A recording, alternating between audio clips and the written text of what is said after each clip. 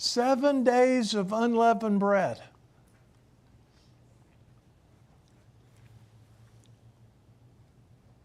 That's volumes. If we could only really grasp and understand all that is pictured through these days. And the reality is we don't. But what we understand is because God gave it to us, and that in itself is absolutely incredible.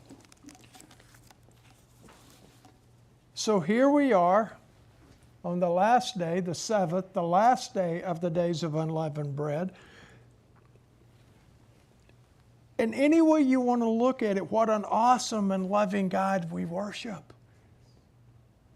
We didn't think of these days. He gave them to us. He gave them to us. And then He told us all the things that He wants us to get from it. And it's a lot. One thing, of course, we understand is we know that ancient Israel, the children of Israel, crossed through the Red Sea, leaving Egypt behind on the last day of unleavened bread.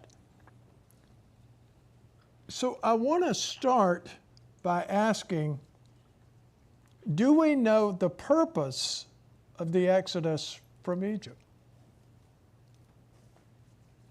In other words, why did Israel leave Egypt? And if you said, well, it was to free the Israelites from slavery, or it was to save them from the oppression and the suffering that the Egyptians were placing upon them. And all of that is true.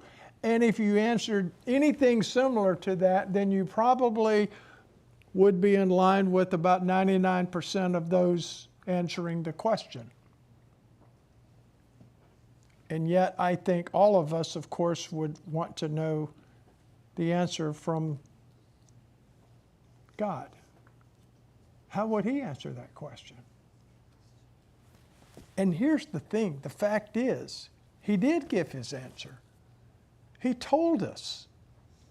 He told us in the Scriptures why Israel left Egypt. And that's symbolic of us being delivered out of our oppression of sin and bondage. I have entitled the message, Why Israel Left Egypt. So, we want to know what God's answer is, and so let's get right to it. So go with me to the book of Exodus, chapter 6, Exodus 6, beginning in verse 1. Now I'm going to say here, I really appreciated Mr. Pinkerman's offertory message because it ties into this sermon. I didn't have my pen ready, but I would have written down several statements that he made. So what I'm going to say is, other than the offering part, I'm not taking up an offering. He did an excellent job in that. But the leading up to that, all he said, put it right here. Put it right here. So let's go to Exodus chapter 6, verse 1. Then the Lord said unto Moses, Now shall you see what I will do to Pharaoh. Wow. Now you're going to see what I'm going to do to Pharaoh. For with a stretched out hand shall he let them go, and with a strong hand shall he drive them out of his land. Now, did that happen? Yeah, it did happen. It did happen. Verse 2. And God spoke unto Moses and said unto him, I am the Lord. And I appeared unto Abraham and to Isaac and to Jacob by the name of God Almighty, but my name Jehovah or Yahweh, the I am that I am, was not known to them. Now, there's a lot of information and that's really an incredible subject whenever you really stop and think about it. But anyway, let's go on. And I have also established my covenant with them, to give them the land of Canaan, the land of their pilgrimage, wherein they were strangers. And I have also heard the groaning of the children of Israel, whom the Egyptians kept in bondage. And I have remembered my covenant. Wherefore or therefore say unto the children of Israel, I am the Lord. I am Yahweh. I am that I am. I'm the ever-listing one. I'm the, always been around. I will always be here. It's that kind of thing. And there is no one before me. There's all kinds of verses that come in mind here. But he says, you start off telling them what I'm going to do, and you start off by telling them, I am the Lord. And we notice there are several and I wills, and these are incredible statements. I am the Lord, and I will bring you out from under the bondage of the Egyptians. Wow, thank you, God. And I will rid you out of their bondage, and I will redeem you with a stretched out arm and with great judgments. And I will take you to me for a people. Did he do that? Yeah. That's what he wanted to do.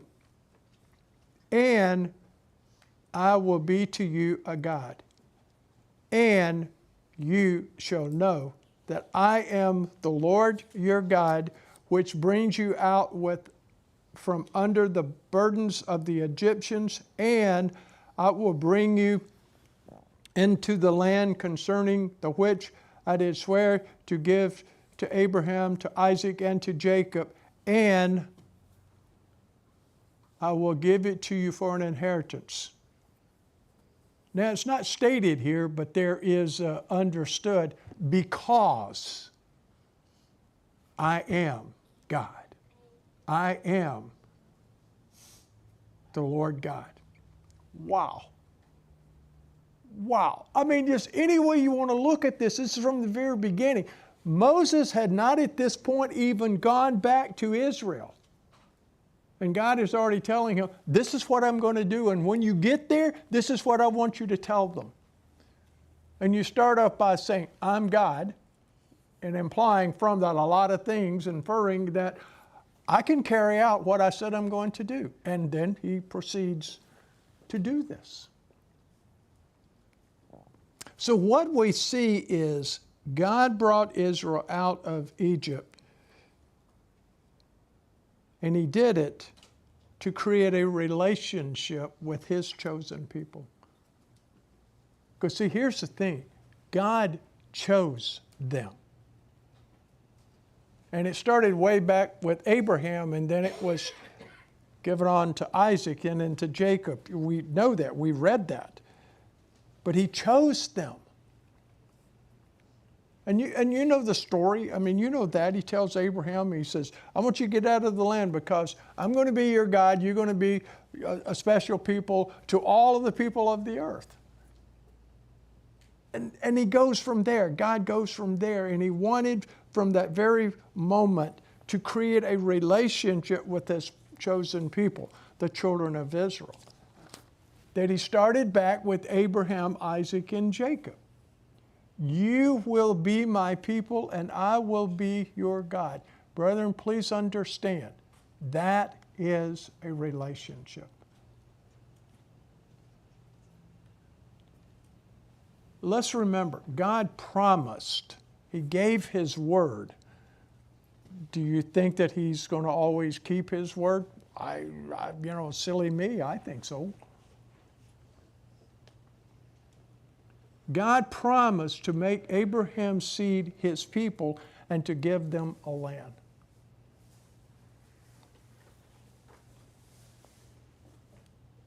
Let's go back to Genesis 12. This is where he talks to Abram. His name had not yet been changed to Abraham. So let's go back to Genesis chapter 12 and read verses 1 and 2. Verse 1. Now the Lord has said unto Abram, get you out of your country and from your kindred and from your father's house unto a land that I will show you. Now, I'm just interjecting a question.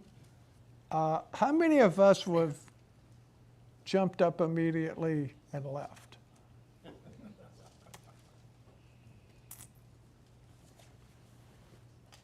And I will make of you a great nation, and I will bless you, and I will make your name great, and you shall be a blessing.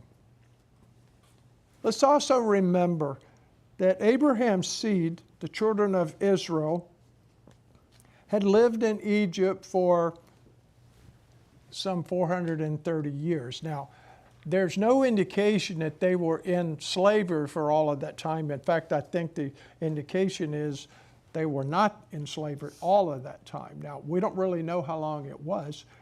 There's different estimates of it, 212 years to 250 years. I don't know. We're not given the point. But we know that they were there for 330 years because Exodus 12 and verse 40 tells us so. Now I want you to go into the book of Exodus, this time Exodus chapter 1. Exodus 1, beginning in verse 7. And I'm going to read 7 through 13. This is Exodus 1, 7 through 13. I'm going to read these verses from the NIV. Exodus 1, verse 7. But the Israelites were exceedingly fruitful, and they multiplied greatly, increased in numbers, and became so numerous that the land was filled with them. What a blessing. I mean, that's what he told Abraham. That's what he told him. This is going to happen. Verse 8. Then a new king to whom Joseph meant nothing. In other words, he wasn't known to him. Joseph, you know the story. He did all the incredible things from God's directions to take care of Egypt, and Egypt became really a great and prosperous land. A lot of it was through and because of God through Joseph. And this new king came to power in Egypt. Verse 9, look, he said to his people, the Israelites have become far too numerous for us. Come, we must deal shrewdly with them, or they will become even more numerous, and if war breaks out, will join our enemies, fight against us, and leave the country. So he was fearful. I'm not saying that he shouldn't have been. You know, you're the king, you're responsible for all of these massive people. I can understand it. It's not the God thing, because we look to God. He didn't, and we know that. Verse 11. So they put slave masters over them to oppress them with forced labor, and they built these cities, Pithon, Ramses, and as store cities for Pharaoh. But the more they were oppressed, the more the Israelites were oppressed, the more they multiplied and spread. And the Egyptians came to dread the Israelites and worked them ruthlessly. Hard. Now what we see is the children of Israel are slaves. Now I'm not going to go back there, but the point is, the reality is, God told Abraham this was going to happen. So this isn't new. It was just, they didn't, I don't know if they knew it, and if you just suddenly wake up one day and you're in slavery, how would you react? Probably like the Israelites. Now, what I want to interject here again, and I want us to remember that God wanted to create a relationship with his chosen people, Israel. And for God to do this, first, he had to reveal himself to them, because they didn't know God. And please understand, that was the purpose of the 10 plagues. We know this story. This is not new. there were these 10 plagues. And he tells them very plainly, so you will know that I am God. I'm going to give these 10 plagues so that you will know that I am God. It was to reveal himself to the Israelites, but in doing so, he also is revealing himself to Pharaoh and to the Egyptians. And each one of the 10 plagues revealed some aspect of the point that God is who he is, and that is that he is in total control. He is sovereign.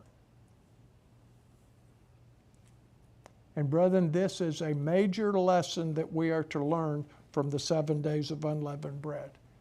And from from Israel being delivered from Egypt.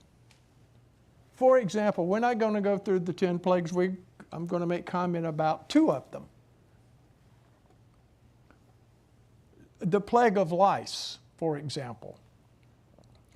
It was the first plague that the Egyptian sorcerers could not duplicate. What did that show? It was showing that I am God. It was showing that God had control even over the tiniest creatures. Exodus 8 and verse 18. Exodus 8:18. And the magicians or the sorcerers did so with their enchantments to bring forth lice, but they could not. So there were lice upon men and upon beasts. The plague of hail. Exodus 9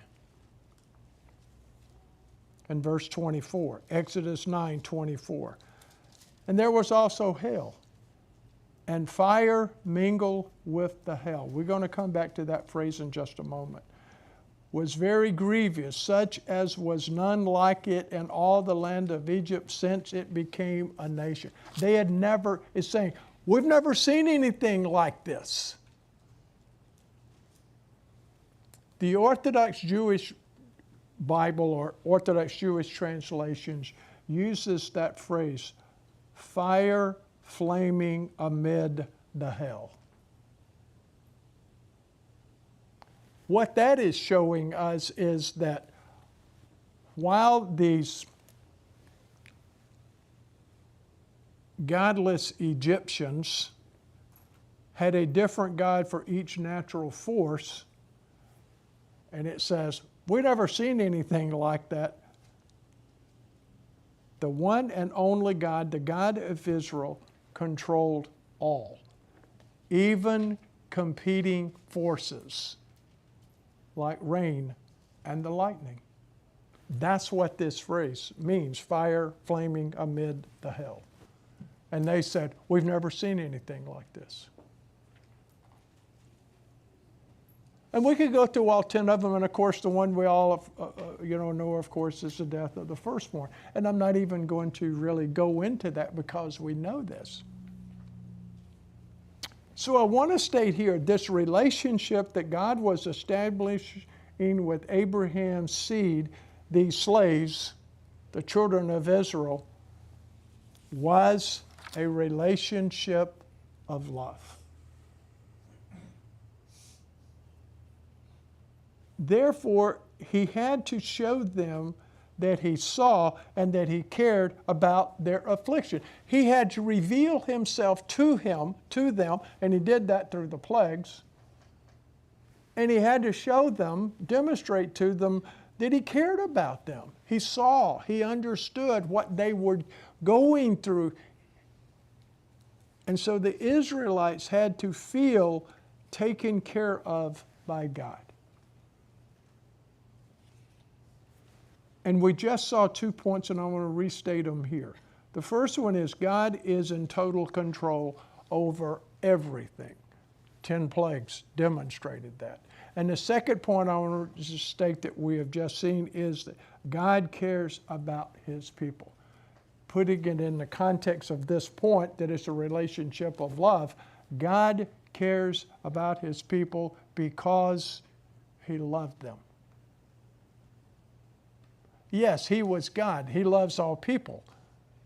But right now, he's dealing with Abraham's seeds. He's dealing with the children of Israel who are in slavery that he allowed to happen, that he told Abraham some 430 years or so ago, earlier back, that it was going to happen. He also, God told Abraham the end result of what was going to happen.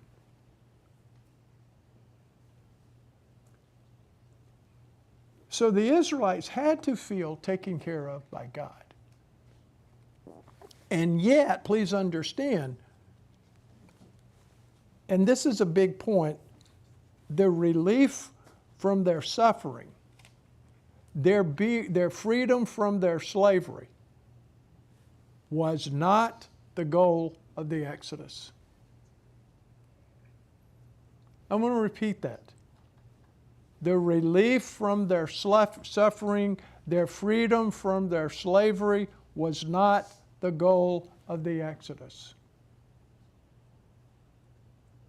And I know sometimes we can hear something like this and go, oh, I thought that was why he brought them out. He brought them out to create a relationship. That's what we've already established.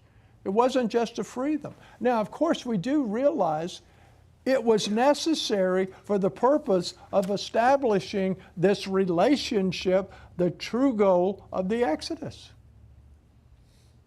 He had to bring them out.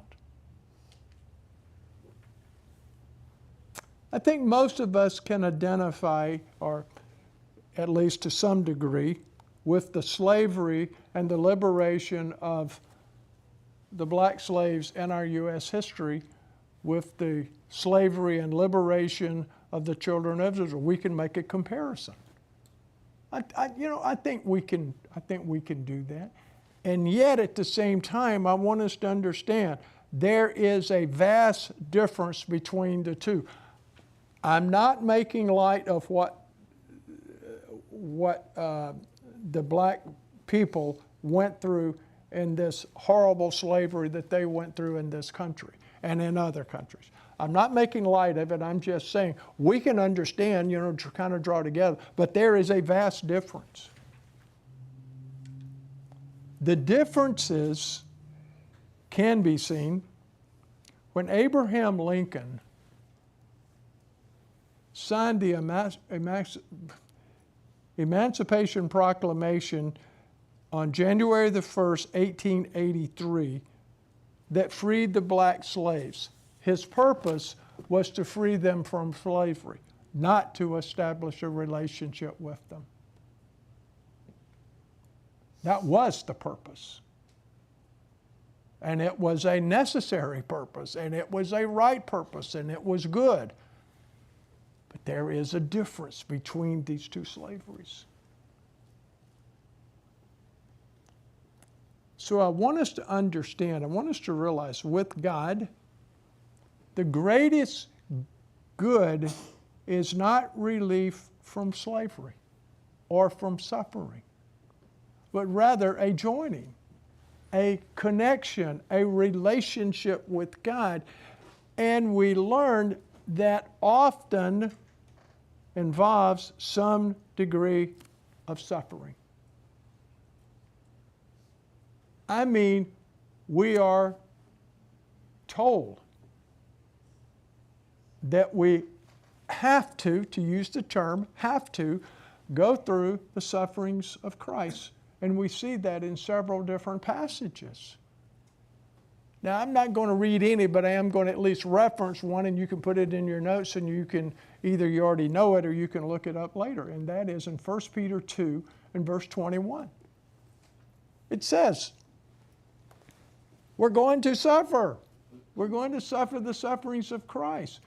And all of this, the sufferings that we go through and the sufferings of Christ, please understand, through that we are delivered from sin and death. The goal is not, the simple goal is not to do away with the suffering. We're asked to go through it. The lesson is Israel had to go through that. And we know, of course, we're told by Paul, 1 Corinthians, I don't have it in my notes, 10, verse 11, I think, where he says, all these things happening to them for us. They went through all of this for us to learn lessons, and so whatever they went through, we have to look at it and we go, what can I learn from this? Well, they went through suffering. We're told to go through the sufferings of Christ. Duh, it's the same. It's a lesson. God's purpose in creating the world was in order to have a relationship with human beings. I've made this statement before, and that is, our mind starts tilting, like a pinball machine. We don't understand, but here are these two God beings who always existed. What are you talking about? Well, they always existed. Explain that. I just did. They always existed. And at some point in time, they changed their future reality by creating human beings to become just like they are. If that's not love, what is? I mean, whenever you understand that these two God beings are God and they are love, I mean, you can summarize them in one word, love. And so for the two of them together to create human beings out of flesh and blood and bone existence to become just like they are, to me, that's God's definition of love. Go with me to Genesis 1:26. You know this, Genesis 1:26. And God said, let us, it's not the royal we, it's us, it's two of them. This is father and son, even though they were not at that point father and son. Let us make man in our image after our likeness, and let them have dominion over the fish of the sea, and over the fowl of the air, and over the cattle, and over the earth, and over all creeping thing that creeps upon the earth. Why did he do that? I mean, why did he because they're flesh and blood and bone. They're physical. God had control over everything. We already saw that through the lice. Even the tiniest little things, God is in charge. But he says, let's create these flesh and blood and bone, and let's call them human beings, and let's give them dominion over, control over these things. They're duplicating themselves in a limited sense by letting us be like God in some way. Now go to Genesis 2 and verse 7, NIV translation. Genesis 2 verse 7, then the Lord God formed man from the dust of the ground and breathed into his nostrils the breath of life, and man became a living being. So he said, let's do this, and then they did it. Why? Because God wanted a relationship. If we want to use another term here other than relationship, we could put in the word family.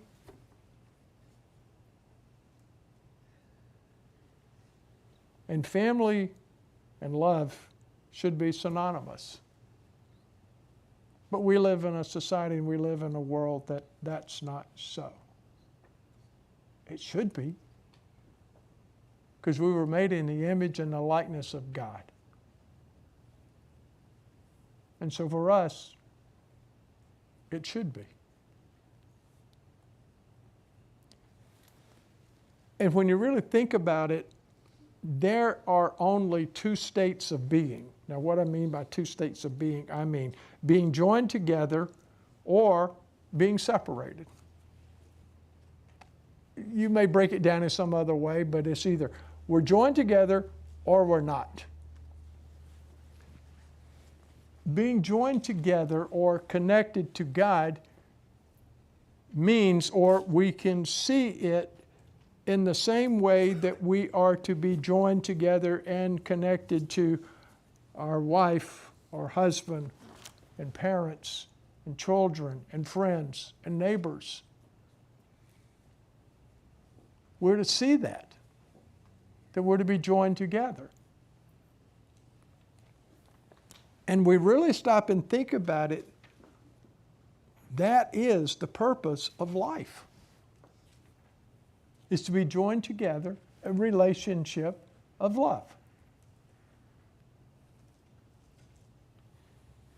It is also the purpose of the Exodus, a relationship.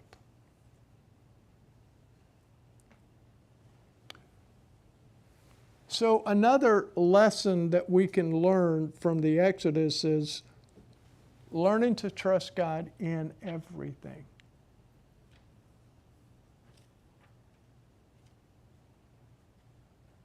And of course, we can interject, and of course, Israel never did.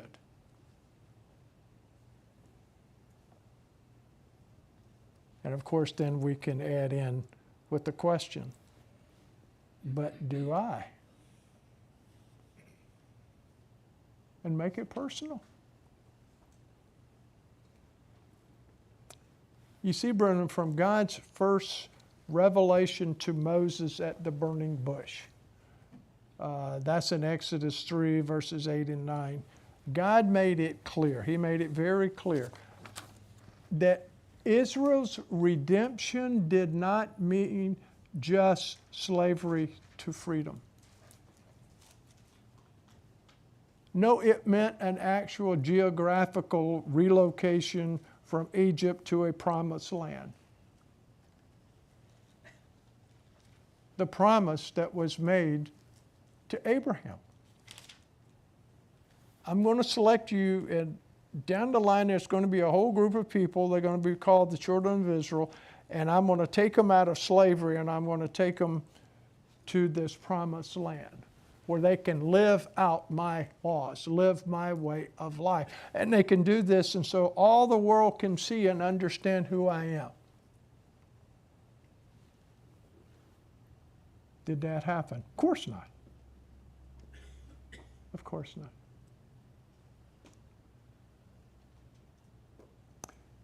He promised them this physical land because this is where God was going to prove to them and show to them that He was going to take care of them. Like a husband, like a father, takes care of his family. It's a picture, brother. It's a picture.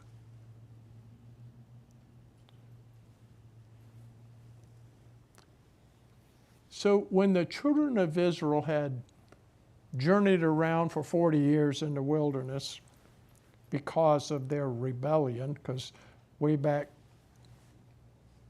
whenever they got to Kadesh Barnea, about 11-day journey out of Egypt, they're right on the border going to go into the promised land, and this is where the spies were sent in to do the land, and 12, one from each tribe went in, and 10 of them came back, and it said, and they gave a lying report, is a better translation. They lied.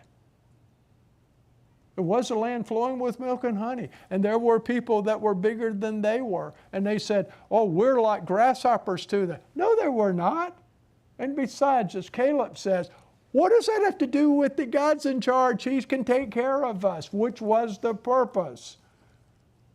And they said, no, we don't want to go in. And so he says, okay, wander around for 40 years. And they did until that whole generation died out. You know that story. So here it is at the end of the 40 years of wandering, when the children of Israel came to the border of the land of Israel, ready to enter the land, at the end of the 40 years, notice what God says to them through Moses. Deuteronomy 11, verse 10, he's telling them what the land is like. For the land where you go in to possess is not as the land of Egypt, from whence you came out, where you sowed your seed and watered it with your foot as a garden of herbs. In other words, you could just punch a hole in the ground, put the seed in, and then cover it over with your foot, and it's going to get taken care of. It's going to be watered. This is what it's saying. But the land where you go to possess is a land of hills and valleys, and it is. Anybody else ever been to Israel? It's a land of hills and valleys. I've read this before, and I said, oh yeah, okay, that's interesting. And when I went there, I found out it's a land of hills and valleys. There's ups and downs, and there are at least 5 different, I've heard since there were 7. I don't know. While I was there, I were told there are 5 growing regions in the country. I had the blessing to be able to travel the entire country looking at all of this. That's another story, but anyway, I've witnessed this, and so it's a land of milk and honey. I mean, it's a land of hills and valleys, and it drinks water of the rain of heaven. And that's interesting. And the rain can fall in one of these geographical locations and not in the other. Or it can fall in all 5 of them, or it can fall in none of them.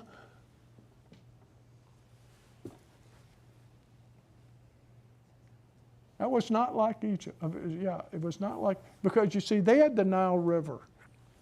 The Nile River watered Egypt, and it sustained its agriculture. Egypt had this elaborate irrigation system, and Egypt used this reliable water source to feed the people. And it was a blessing for those people to have that. And as the saying goes, then on the other side of the coin, or on the other hand, Israel, the promised land, had to depend on rain. And as we know, rain is unpredictable.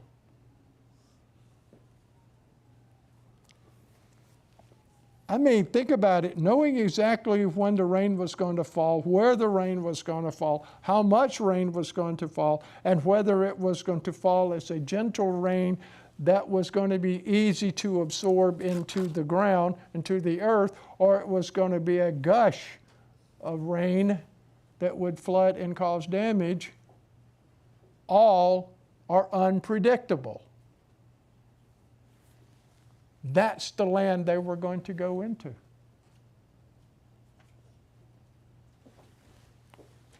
So a point that I want to make here, I think is very, very interesting to think about, and that is Nile-like consistency of rain, or not rain, but of the Nile, offers an illusion of control.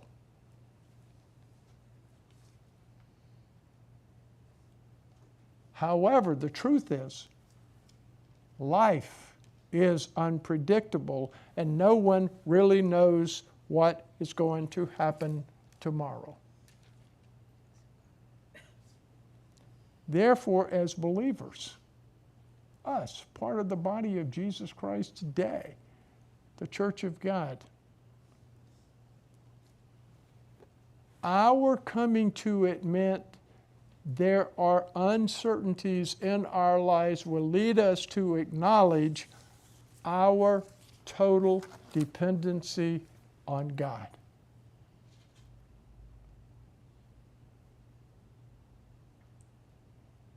That is true spiritual freedom. And that was exactly God's purpose. And we can be like Israel. We can gripe and complain and mourn and all of that kind of nonsense or we can drop to our knees every time something is good, or drop to our knees every time something is not so good, and praise and thank God that He is in charge. Which is a major, major lesson of the days of unleavened bread.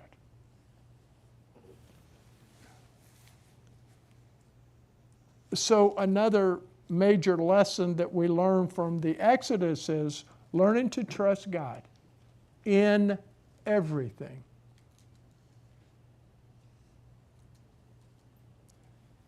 And of course, Israel never did.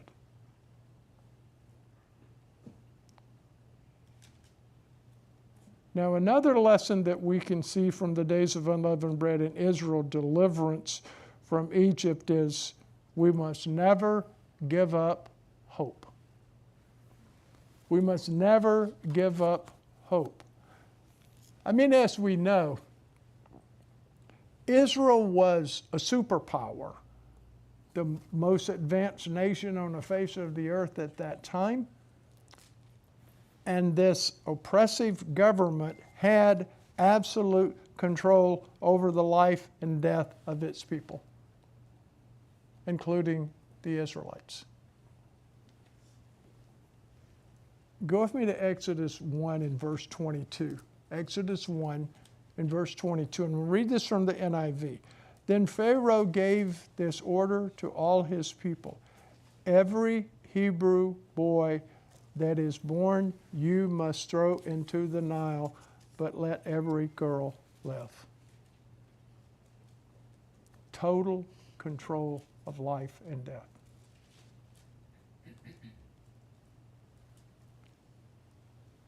The Israelites, the children of Abraham's seed, they lived in Egyptian slavery for many years, starting with the order of genocide. If you really think about it, that's what that was, by throwing all the boys into the Nile River.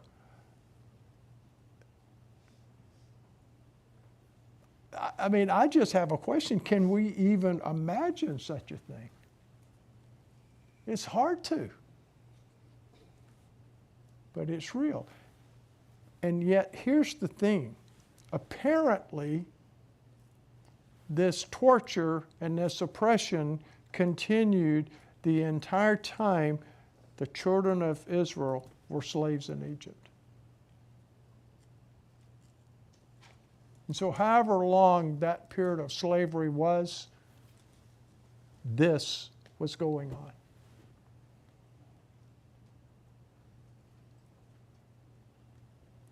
So by the time that God appeared to Moses at the burning bush, that generation of Israelites had lived their entire lives under the whip.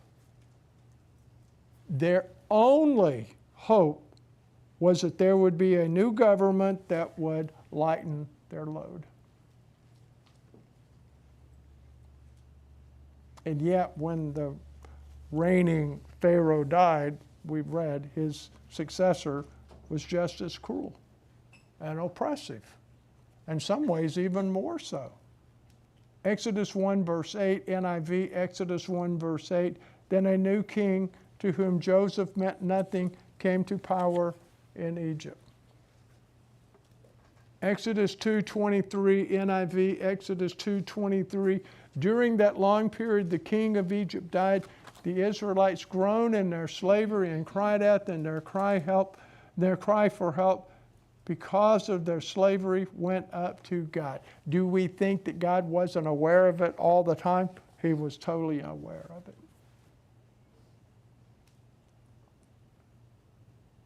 The point is, the Israelites finally realized their only hope was God. And so they cried out to God in hopelessness.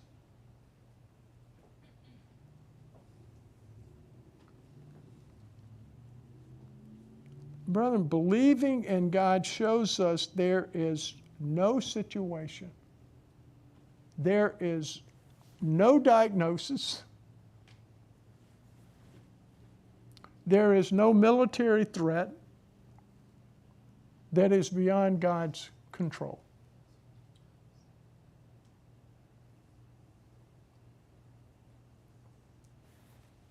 And my question to this is, do we believe this? Do we believe this? And the second part of that question is, do we live our lives with this in mind? This is a major lesson of the days of unleavened bread and the story of the children of Israel in Egypt and being delivered out.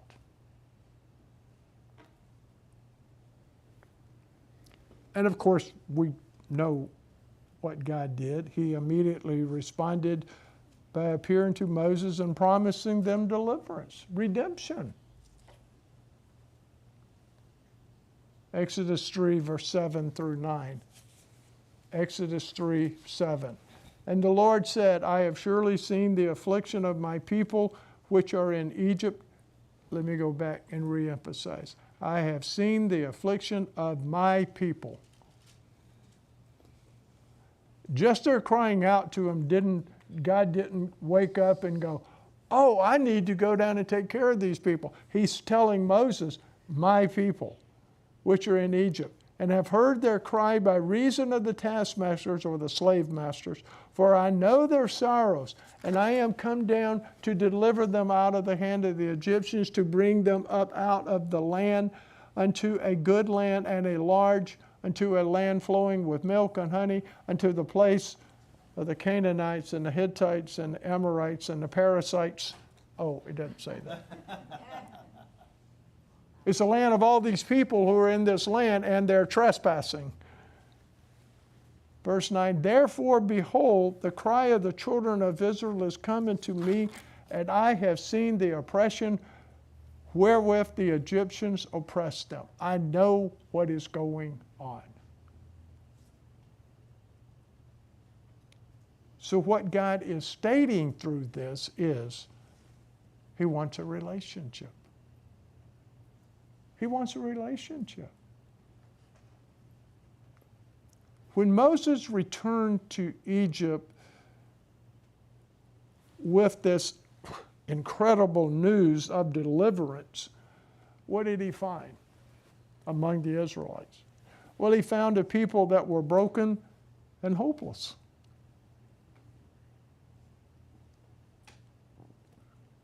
And then God performed these incredible miracles and wonders. And then it was about, the estimated time is somewhere around 10 months or so later, they were free.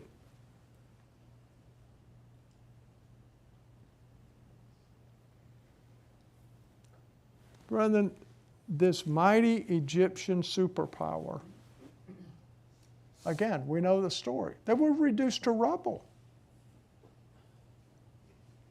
While the children of Israel walked out carrying the riches of Egypt like payment for their enslavement and bondage.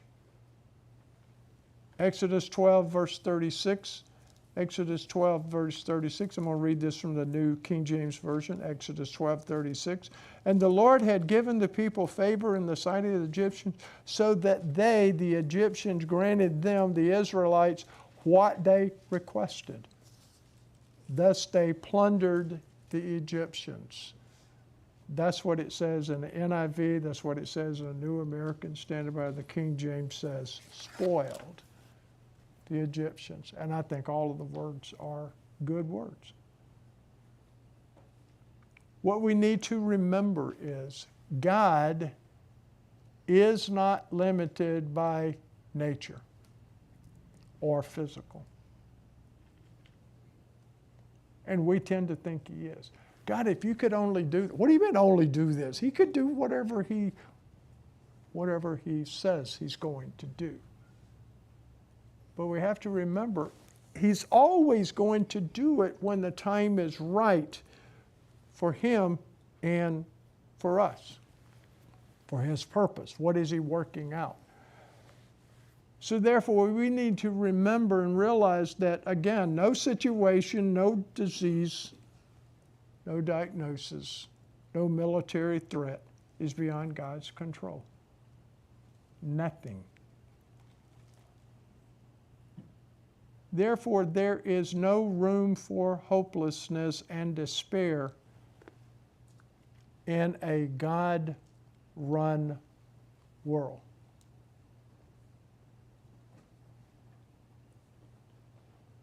I mean, please realize, salvation can come in the blink of an eye. That's what it looks like in the story of Israel, because the proof of that statement, it can come in the blink of an eye, the proof is the Exodus from Egypt. Exodus 12, verse 40. Exodus 12, verse 40. Now the sojourning of the children of Israel who dwelt in Israel was 430 years. And it came to pass at the end of the 430 years, even the selfsame day it came to pass, that all the host of the Lord went out from the land of Egypt. Verse 42, it was a night to be much observed unto the Lord for bringing them out from the land of Egypt. This is the night of the Lord to be observed in all the children of Israel in their generations. So we're to observe it. Whether we're physical or spiritual Israelites, we are still the people of God. And that's exactly what we did last Saturday night as the days of unleavened began. We did it, many of us did it right in that room, right in there. Verse 51, and it came to pass the selfsame day that the Lord did bring the children of Israel out of the land of Egypt by their armies. So what we see is that God used the blood of the Passover lamb to deliver the people from bondage in Egypt, obviously pointing forward to another Passover lamb that would deliver people. Not from physical slavery, but from spiritual slavery to sin and death.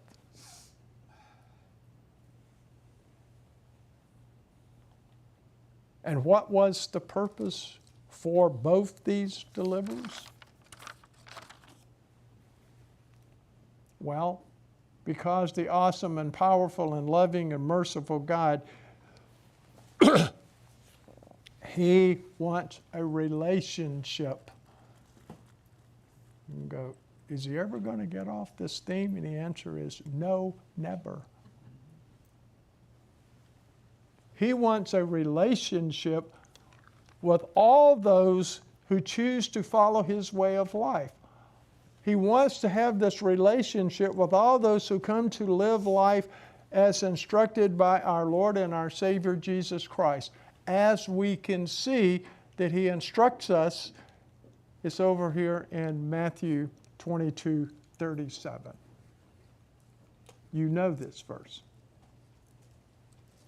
Matthew 22:37. And the Lord said unto him, you shall love the Lord your God with all your heart and with all your soul and with all your mind. Please understand, brethren, to do this, to do what Jesus said here, to do this requires a relationship. We can do it as a matter of rote, or we can do it because we love God. We really do. Which was what was the theme all the way back from the beginning.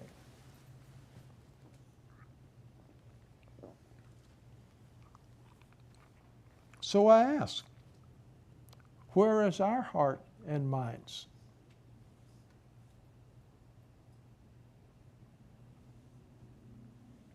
Desiring to have a relationship with God?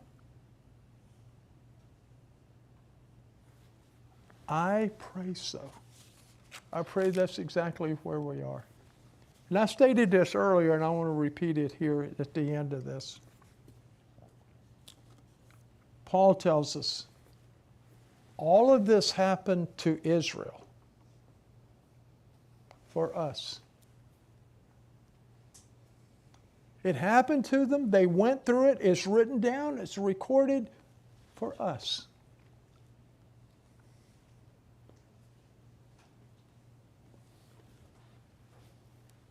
This is the reason why the children of Israel were brought out of their Egyptian bondage.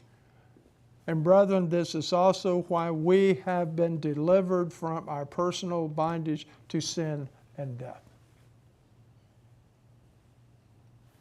And all of this that I have talked about here today is pictured through the 7 days of unleavened bread.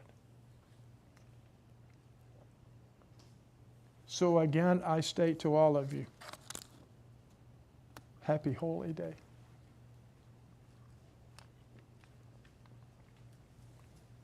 The Aaronic blessing, do you see how important this really is? You know, I mean, do we need to do it every time? Well, I think so. Because I think we need to be reminded of what God is doing in our lives. And the Lord spoke unto Moses, saying, speaking to Aaron and to his sons, saying, on this wise you shall bless the children of Israel, saying unto them, the Lord bless you and keep you. The Lord make his face shine upon you and be gracious unto you. The Lord lift up his countenance upon you and give you peace.